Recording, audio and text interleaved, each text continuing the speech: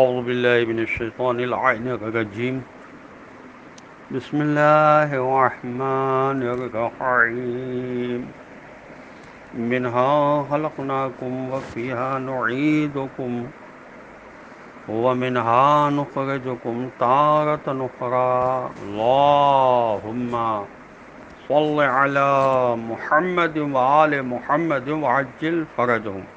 السلام علیکم ورحمۃ اللہ وبرکاتہ.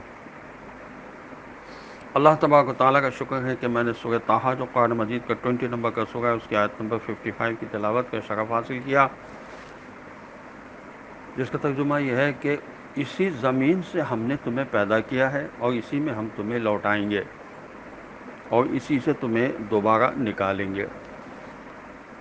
ہر انسان کو 3 حالتوں سے گزرنا ہے: زمین کی شکم سے بیرون آنا، پھر زمین کی شکم میں واپس جانا، اور پھر ایک مرتبہ اور زمین کی شکم سے باہر آنا.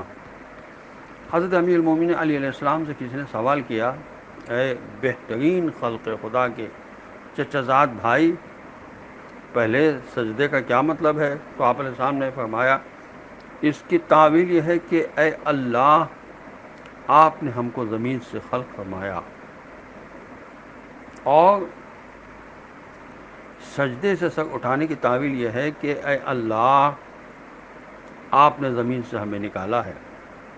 دوسری سجدے کی تعویل یہ ہے کہ آپ ہمیں دوبارہ زمین میں واپس کریں گے.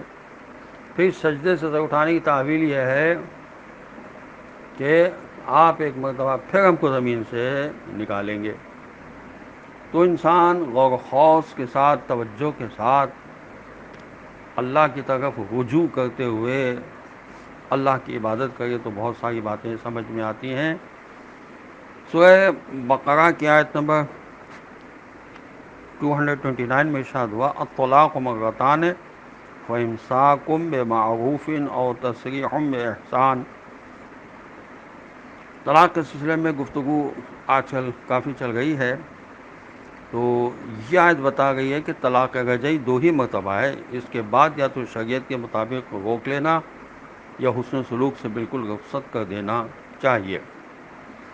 طلاق کے سلسلے میں سورہ بقرہ کی آیت نمبر 236 بھی ہے، 241 بھی ہے، اور سورہ نساء جو قرآن مجید کا 4 نمبر کا سورہ ہے اس کی آیت نمبر 130 بھی ہے، اور سورہ طلاق جو قرآن مجید کا 65 نمبر کا سورہ اس کی پہلی آیت بھی ہے. اس سلسلے میں کنز المال میں حدیث ہے کہ اللہ تعالیٰ کی حلال کردہ چیزوں میں طلاق سے بڑھ کر کوئی اور چیز مبغوض اور ناپسندیدہ نہیں ہے. اللہ تعالیٰ طلاق یعنی عورتوں کو آزاد کر دینے کو ناپسند، اور عتاق یعنی غلاموں کو آزاد کر دینے کو پسند فرماتا ہے. اللہ تعالیٰ بار بار مزہ چکھنے، طلاق دینے یا بار بار شادیاں کرنے والے مردوں اور عورتوں کو ناپسند فرماتا ہے. اسی طرح وہ کافی میں ہے کہ اللہ تبارک و تعالیٰ ہر اس شخص کو ناپسند فرماتا ہے جو زیادہ طلاقیں دیتا ہے اور زیادہ مزے چکھتا ہے. اللہ کی حلال کردہ چیزوں میں طلاق سے بڑھ کر کوئی چیز ناپسندیدہ نہیں ہے، اور اللہ تعالیٰ زیادہ طلاق دینے والے اور زیادہ شادیاں کرنے والے کو ناپسند فرماتا ہے. اللہ تعالیٰ کے نزدیک اس گھر کے زیادہ اللہ تعالیٰ کے نزدیک اس گھر سے زیادہ ناپسندیدہ کوئی اور جگہ نہیں ہے جس میں طلاق کی جدائی کی وجہ سے اسلام کی تخریب ہوتی ہے. اللہ تعالیٰ نے طلاق کے لیے سخت شرائط رکھی ہیں اور اس میں بات کو پختہ کر دیا ہے، کیونکہ وہ فراق و جدائی کو ناپسند فرماتا ہے. اللہ تبارک و تعالیٰ اس گھر کو پسند فرماتا ہے جس میں دلہن ہو، اور اس گھر کو ناپسند فرماتا ہے جس میں طلاق ہو. اللہ تعالیٰ کے نزدیک طلاق سے بڑھ کر کوئی چیز ناپسندیدہ نہیں ہے. حضرت رسول پاک صلی اللہ علیہ وسلم ایک شخص کے پاس سے گزرے اور اس سے پوچھا، تم نے اپنی بیوی کا کیا کیا؟ اس نے کہا، یا رسول اللہ صلی اللہ علیہ وسلم، میں نے اسے طلاق دے دی ہے. فرمایا، کس جرم کے بغیر؟ کسی جرم کے بغیر؟ عرض کیا، جی ہاں، کسی جرم کے بغیر.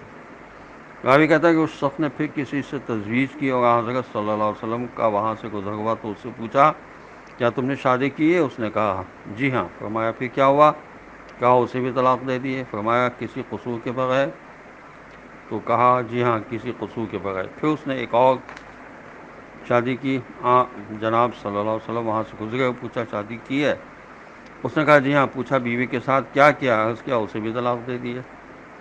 فرمایا کسی جرم کے بغیر؟ کہا کسی جرم کے بغیر. یہ سن کر حضرت صلی اللہ علیہ وسلم نے فرمایا اللہ تبارک و تعالیٰ ہر اس مرد اور عورت کو ناپسند فرماتا ہے یا روایت اس پر لعنت کرتا ہے جو زیادہ شادیاں کرتے ہیں. یہ فروع کافی کی جلد 6 میں لکھا ہے. والسلام علیکم ورحمۃ اللہ وبرکاتہ.